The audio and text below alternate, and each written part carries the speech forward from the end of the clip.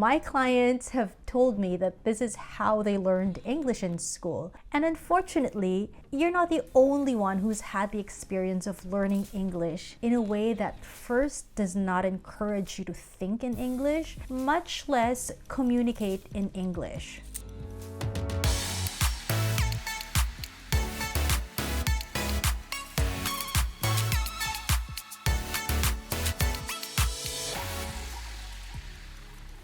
Are you guilty of any of these thoughts? Always had a difficulty speaking in English. I don't really like English. Or Italians would say, io e l'inglese non andiamo d'accordo. Or if you want me to translate that, it literally means English and I don't get along well together, or we're simply incompatible. Now, if you've had any of these thoughts or anything similar, then stick around, because in today's video, I'm going to reveal the real problem behind the fact that a lot of people continue to struggle in terms of improving communicating in English. Now, I've met a lot of fashion professionals out there who suffer from this real problem. They're highly educated, okay? They're very talented. They've got years and years worth of solid experience. So they've got a track record. They know their game. But to get to the top, whether it's finally leading an international team or presiding over a global project for that matter, there is one common thing that holds them back. It's a limiting belief that their English is simply not good enough. A limiting belief that directly affects their sense of confidence, and lack of self-confidence in turn stops them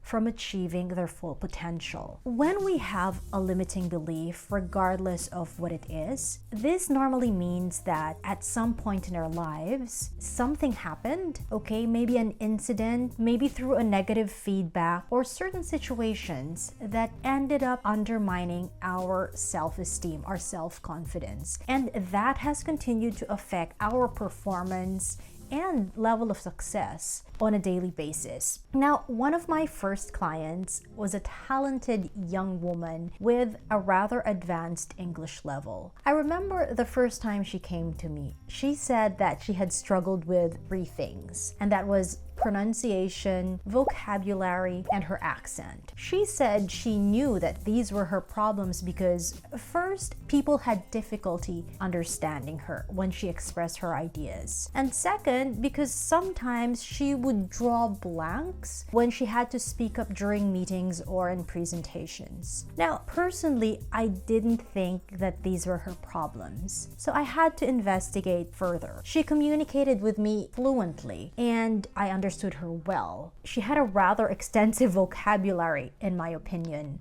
I had to dig deeper. I asked her to try and recall a specific episode when someone actually told her that he or she could not understand her. She said she couldn't think of any specific episode, but there were times when her colleagues or other people she worked with, maybe from outside the organization, would ask her to repeat what she had just said. I asked her to recall a time when her mind actually drew a blank, when she just didn't know what to say. Again, she couldn't recall a specific episode, but she did mention that sometimes this would happen to her in the middle of meetings, or again, perhaps when she's doing a presentation. Now, does this sound familiar? Does this happen to you as well? I ask these questions during my coaching sessions because thoughts like my English is not good enough is the source of all these. I have a terrible pronunciation, or I have such a thick accent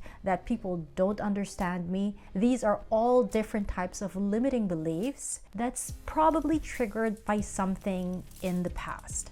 Again, it can be a single episode or that's had a lasting impact, or they might be seemingly yet small yet recurring incidences that in the end avalanche into something big. If you've always secretly thought or felt that your English is not good enough, then this is something that I want you to ask yourself. Since when you've been thinking or feeling that way? Is it from the time that you started learning English in school? When you were struggling in that classroom? Maybe when your teacher was asking you to translate a piece of English classic literature by asking you questions in another language, perhaps in Italian, and expecting you to answer in English? If that's the case, then let me assure you, you're not alone. I know this because my clients have told me that this is how they learned English in school. And unfortunately, you're not the only one who's had the experience of learning English in a way that first does not encourage you to think in English, much less communicate in English. So the feeling that you've associated from that learning experience when you were still in school has formed a deeply rooted belief that you just don't know the language well enough. This has led to your lack of confidence. How do you test this? Well, I'm going to ask you one simple question.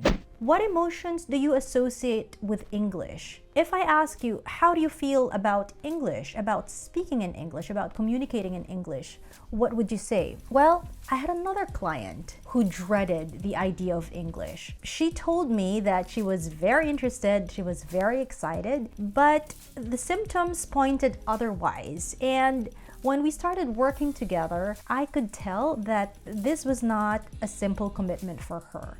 And here were some of the signs. First, it was very difficult for her to maintain eye contact during our coaching sessions. Second, she always spoke with a very soft voice to the point that it was not easy for me to actually hear what she was saying. Third, her answers were always very brief. They were very short, to the point, and that was it. And she never asked questions. And because of all that, the slightest difficulty or slightest technical glitch would be used as an excuse to postpone our sessions. So all these symptoms pointed to her lack of confidence. And your confidence, again, has a direct impact on your ability to communicate. You can try and work on all the other aspects of the language, your pronunciation, your vocabulary, your accent. You can work on all these things individually, but I tell you, it's only going to get you so far. Until you respond to that voice that tells you your English is not good enough, until you work on your self-confidence, it will be difficult to improve your ability to communicate. So now that we've established that the real problem behind your difficulty in communicating is actually a limiting belief that causes the lack of confidence, how do we deal with this? Well, I think I've spoken enough today, so I'm going to walk you through the steps of that solution in my next video. If you found today's reflection useful, then I ask you to please subscribe to my channel and share this with other people you know who might be struggling with the same thoughts. And next week, I look forward to seeing you as I reveal the steps on how we address this real problem. Thank you and see you next week.